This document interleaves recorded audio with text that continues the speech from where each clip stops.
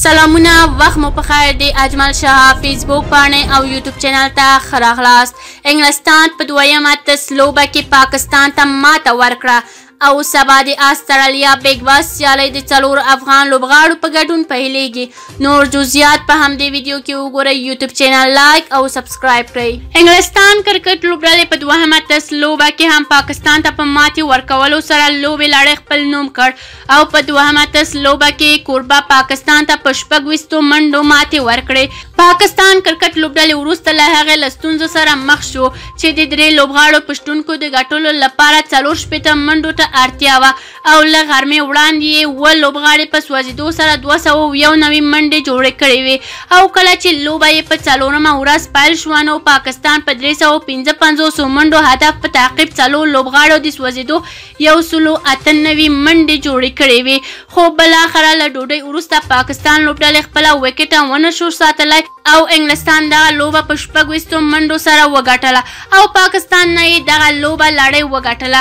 تر دې وړاندې انګلستان په خپله لومړۍ پاڼه کې 281 منډې جوړې کړې وې او پاکستان لوبډلې 202 منډو وسوځېده.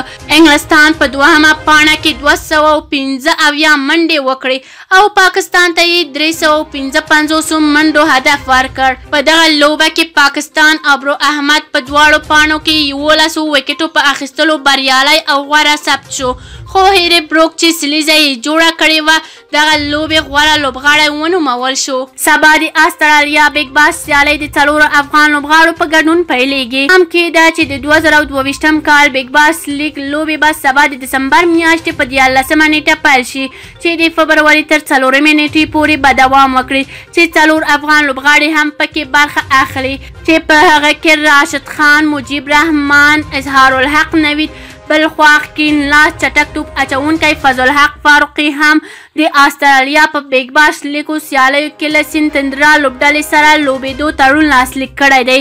د معلوماتو له مخې 4 واره افغان لوبغاړي استرالیا ته رسېدلي دي. تمرینات یې هم پیل کړي دي چې سبا به لومړۍ لوبه د سینتندرا د یعنې فاروقي لوبډله او میلبورن سټارز ترمنځ ترسره شي.